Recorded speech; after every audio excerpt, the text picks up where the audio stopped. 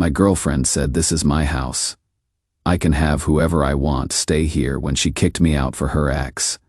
So I canceled every utility bill I had been paying and left her in the dark. I am Nathan, 29, and I am still shaking while typing this. My girlfriend Lydia, 27, and I have been living together almost 2 years in her condo that she is buying. I work it for a logistics company. She does marketing at some tech startup. When we moved in together, all the utilities got switched to my name because her credit was destroyed from college, and every company wanted massive deposits from her. Electric, gas, water, internet, Netflix, Spotify, Amazon Prime, everything on my cards with autopay made sense at the time since she was stressed about mortgage payments, and I had good credit. Everything was fine until yesterday when Lydia comes home with this weird expression I had never seen before. She sits down and will not look at me directly.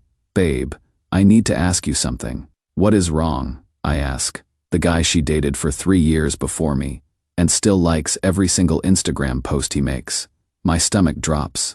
Where would he stay? Here. On the couch, obviously. I stare at her trying to process this. You want your ex-boyfriend to move in, just temporarily, Nathan? And honestly, it would probably be easier if you stayed somewhere else for the week. Less awkward for everyone. The way she said it so casually, like asking me to pick up milk, I felt this cold wave wash over me. You are asking me to leave so your ex can stay here. It is my apartment, Nathan. My name on the deed. My mortgage payments. I have the right to decide who stays here. I just sat there feeling like a complete idiot. Here I am, paying all her bills for 2 years, and she is pulling the ownership card to kick me out for her ex. When is he coming? I asked quietly. Tomorrow night. I already told him it was okay. She had already decided. This wasn't a discussion. It was notification of my eviction. All right, I said. I will pack some stuff. Thanks, babe. I knew you would understand. It is really just 1 week. I went to the bedroom and started throwing clothes into my old duffel bag while she followed me around explaining how mature I was being and how it wouldn't be weird at all. Where will you stay? She asked. I will figure it out. Maybe with Marcus. You guys always talk about having guy time anyway. I kept packing while she kept talking like this was totally normal. Eventually she got the hint that I didn't want to talk and left me alone. I packed enough stuff for a week and left that night. Couldn't stand the thought of staying there knowing what was coming tomorrow. I drove to Marcus's place and explained the situation. When I told him what happened, Marcus went ballistic. Dude, what the actual fuck? She kicked you out so her ex could move in and you just left. It is her place, I tell him, repeating Lydia's words. That is bullshit and you know it. You pay bills there. You live there. She cannot just decide you don't exist because she wants to hook up with her ex. The way he said it made my stomach turn because that is exactly what this was about. Maybe it really is just temporary, I said. But even I didn't believe it. Nathan, wake the hell up. No woman asks her boyfriend to leave so her ex can visit unless she is planning to cheat. This isn't about him needing a couch. I knew he was right. I had known since the moment she said it. Sitting there in Marcus's spare room, I made a decision. I wasn't going to sit around waiting to see if my girlfriend would cheat on me with her ex in the apartment I was paying bills for. I pulled out my phone and opened my banking app. Every single autopay I had set up for that apartment stared back at me. Electric company, gas, water, internet provider, cable, Netflix, Spotify, Amazon Prime. What are you doing? Marcus asked, looking over my shoulder. Something I should have done the moment she kicked me out. I canceled every single one. Marcus started grinning. Dude, you are my new fucking hero. Wednesday, I am a mess at work. Cannot focus on anything. Keep thinking about what is happening tonight. Lydia posted a story. Her dining room table set up with candles, wine glasses, and takeout containers. Caption, perfect evening with an old friend, so it was happening. Oliver was there. They were having their romantic dinner, and she was posting about it like some kind of celebration. I screenshot it before I can think straight. Then, I do something stupid. I comment on her story, hope you are enjoying the romantic dinner my electricity bill is paying for. The comment posts and I immediately want to delete it. But fuck it, if she wants to play games, let's play. Marcus calls an hour later. Bro, saw your Instagram comment. You okay? I just commented on her romantic dinner post. What would you say? Reminded her who is paying for the electricity lighting up her date night. Marcus starts laughing his ass off. Dude, she is gonna lose her shit when those utilities get cut off tonight. Right? I would almost forgotten about canceling everything yesterday. The autopay cutoffs would hit tonight, right in the middle of their romantic evening. Friday night, Marcus and I are at our usual sports bar when my phone starts going crazy.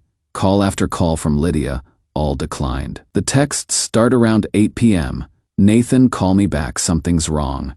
With the power, the internet isn't working either. This isn't funny. Call me. Marcus is reading over my shoulder and grinning like an idiot. Finally, my phone rings again and I answer. What did you do? Her voice sounds panicked. What do you mean? The power went out. Internet's down. I think there is something wrong with the water too. That is weird. Have you tried calling the utility companies? Nathan, what did you do? I canceled the automatic payments for services I will not be using this week. Seemed like the responsible thing to do. Dead silence on her end. You cannot do that. I live here. It is your house though, right? Your name on the deed? I figured you would want to handle your own utilities like a real homeowner. Nathan, please. This is insane. Is Oliver still there?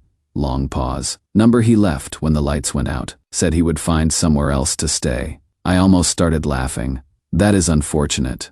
I guess romantic dinners lose their appeal in the dark. I hung up and ordered another beer, feeling satisfied for the first time in days. But what happened next made me realize I had stumbled into something way more complicated than just teaching my girlfriend. A lesson about respect. Update 1. Sorry for the delay on this update. Work had me pulling doubles all week dealing with server crashes. But guys, this situation went completely off the rails in ways I never saw coming. Saturday morning, I wake up to missed calls from Lydia and a bunch of angry texts. So there was occasion from a Facebook group chat I am in with some people. Someone had accidentally added me to it months ago and I had forgotten I was even in there.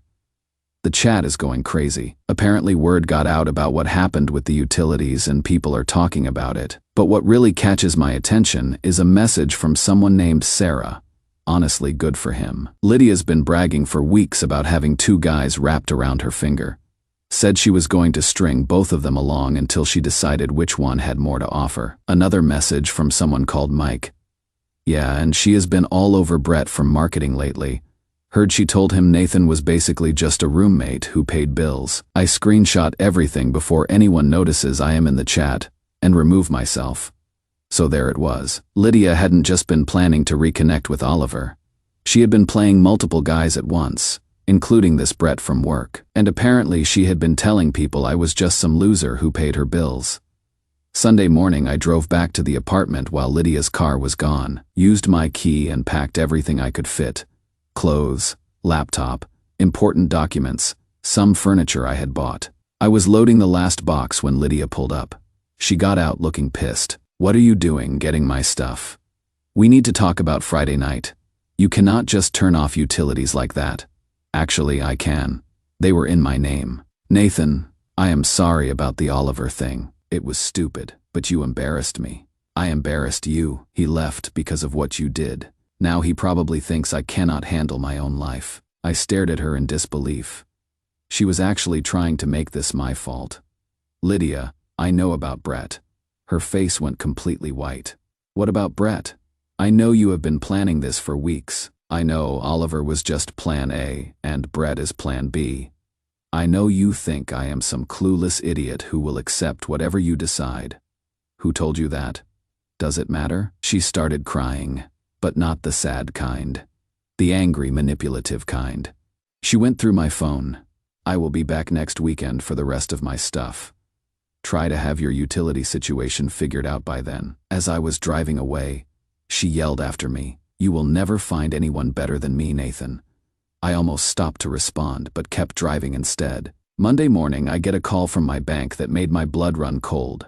Someone had tried to use my debit card number to pay an electric bill over the weekend. The charge was declined because I had canceled the card after removing it from all the utility accounts. But here is what really got me. The electric company they tried to pay was definitely Lydia's, and the only way someone could have my card number is if they had been writing it down when I wasn't looking. Tuesday, I called the bank to get more details and found out there had been 3 separate attempts to use my card information, all for different utilities. When those failed, someone had tried to open new accounts using my name and social security number.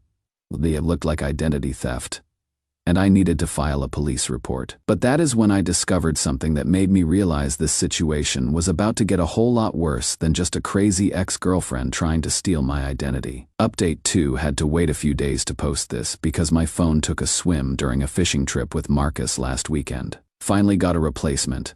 And guys, this whole thing has spiraled into something I never could have imagined. First, about the identity theft, I went to the police station Tuesday and filed a report. The detective was this older guy who looked like he had seen everything twice. "This happened after a breakup?" he asked. "How would you know?" "We see this a lot. Ex-girlfriends trying to mess with finances when they get dumped." "You got evidence?" I showed him the bank records and utility company information. He said it wasn't enough for criminal charges, but definitely enough for a restraining order if I wanted one. That evening, I am at Marcus's place when his doorbell camera app starts going crazy. Someone's buzzing downstairs trying to get into the building. "What the hell?" Marcus says, checking his phone. "Who is at my door at 9 p.m.? He shows me the camera feed, and there is Lydia standing there with some guy I don't recognize. "That has got to be Brett," Marcus says, looking over my shoulder. We watch them buzz different apartment numbers for 10 minutes, clearly trying to figure out which unit I am in. When that doesn't work, they walk toward the parking area and start looking around at cars. "How the fuck did she find out where you are staying?" Marcus asks. I think about it. Probably went through my Instagram followers until she found you. Then looked up your address. An hour later, I go outside to grab something from my car and my heart sinks. Someone had keyed the entire driver's side and smashed the passenger mirror. Deep scratches along the whole side, and something sticky smeared on the windshield. My phone buzzes with a text from an unknown number showing photos of my damaged car. "This is Brett. Lydia told me what you did to her, leaving her without power for days. Pay to get her utilities back on, or this gets worse." I screenshot everything and call the detective. While I am taking photos, my phone rings. It is Lydia. "Nathan, we need to talk. You left me without power for 3 days. Do you know how humiliating that was? I had to shower at the gym and charge my phone at Starbucks." I was speechless. In her mind, canceling utilities I was paying for was worse than planning to cheat on me. "Lydia, stay away from me and my property." Or what? Or I press charges for identity theft and vandalism. She laughed. "You cannot prove anything." That is when I heard Brett in the background. "Tell him if he doesn't pay to fix your utilities, we will make sure everyone at his work knows what kind of person he really is." Wednesday, I went to my boss and explained the situation. Better to get ahead of it in case they tried to cause problems at work. "You did the right thing," my boss said. "We have had employees deal with stalking before. Security can escort you to your car if needed." Thursday, I got served with papers. Lydia was suing me for intentional infliction of emotional distress and property damage. According to her lawsuit, turning off utilities I was paying for was harassment and caused her severe mental anguish. She was requesting $5,000 in damages plus attorney fees. I called a lawyer my dad recommended. After reading Lydia's filing, he started laughing. "This is the dumbest lawsuit I have seen this year," he said. "She is basically suing you for not paying her bills. Any judge will throw this out." Friday morning, I wake up to my phone, buzzing with notifications. Someone had posted about me in our local neighborhood Facebook group, warning about Nathan Harrison. "This man will move in with you, then cut off utilities when you break up. Ladies, avoid this psycho." The post included my photo, workplace, and Marcus's address where I was staying. I screenshot everything and sent it to my lawyer, then called in sick to deal with this mess. But Friday night, I got a call from Oliver that made me realize Lydia was planning something that would make everything we had been through look like child's play. "Nathan, I think Lydia's completely lost it," he said. "He called asking for help with something, and when I said no, she started talking about teaching you a lesson you will never forget." She sounded different, like scary different. "What kind of lesson?" "I don't know exactly, but she mentioned having friends who could make problems for you at work and with your credit." She said, "If you thought turning off utilities was bad, you had no idea what real revenge looked like." That is when I realized the identity theft and vandalism weren't random acts of anger. They were just the opening moves in something much bigger. Final update: just got back from a week up in the mountains with 0 cell service. Sometimes you need to completely disconnect from the world. This story finally has an ending, and it is not what anyone expected. Mr. Harrison, there is a situation in the parking lot involving your vehicle. I see 2 police cars with a small crowd gathered around my car. When I get downstairs, there is a female officer talking to someone sitting on the curb in handcuffs. It is Lydia. Are you Nathan Harrison? The cop asks me. Yes, madam. We got a call about someone attempting to break into this vehicle. Building security caught her trying to force the lock with a coat hanger. I look at my car and see fresh scratch marks around the door handle, with the weather stripping pulled away. When we approached her, she claimed it was her car. The officer continues, but registration clearly shows your name. She also had these items. The cop shows me a plastic bag containing super glue, black spray paint, and a box cutter. We are arresting her for attempted breaking and entering and possession of vandalism tools. You will need to come downtown for a statement. At the police station, I found out this was Lydia's 3rd incident that week. She had been arrested Monday night for trespassing at Marcus's apartment complex and Wednesday for harassing my coworkers in our office parking lot during lunch. Your ex-girlfriend is having some kind of breakdown, the detective told me. Her family's been calling asking us to get her psychiatric help, but she is refusing treatment. Turns out Brett had bailed on the whole situation after Lydia showed up at his office Tuesday demanding he help her destroy my life. His company's HR department called police when she wouldn't leave. The detective showed me security footage from my office building. Lydia had been coming by every single day since our breakup, just sitting in her car watching the entrance, sometimes for hours. This is textbook stalking behavior, he said. With your permission, we would like to pursue additional charges for everything: the identity theft, harassment, stalking, all of it. I agreed to press charges. Last week, Lydia's sister called me. Lydia had finally agreed to check herself into a mental health facility after her lawyer told her she was looking at potential jail time. She has been struggling since college, her sister explained. We thought she was getting better, but the breakup triggered something. She is not thinking clearly. Is she going to be okay? We hope so. But Nathan, you should know, she has been telling people you were abusive, that you controlled her finances and isolated her from friends. The irony wasn't lost on me. Yesterday, I got a letter from Lydia's lawyer. She was dropping the lawsuit and wouldn't contest any charges against her in exchange for me agreeing not to pursue financial damages from the car vandalism. Fine by me. I just wanted this over. My insurance covered the car repairs and my lawyer said the charges would likely result in probation since she is getting mental health treatment. I don't feel angry anymore, which is weird. Marcus keeps saying I should be furious about what she put me through, but honestly, I just feel exhausted. I am in my own place now, a 1-bedroom apartment about 10 minutes from work. All the utilities are in my name and the lease is month to month, so I can leave whenever I want. It is smaller than Lydia's place, but it is mine. Still haven't heard anything from Lydia directly. Her sister texted me last week saying she is doing better with the therapy, but will probably need to stay in the program for a few more months.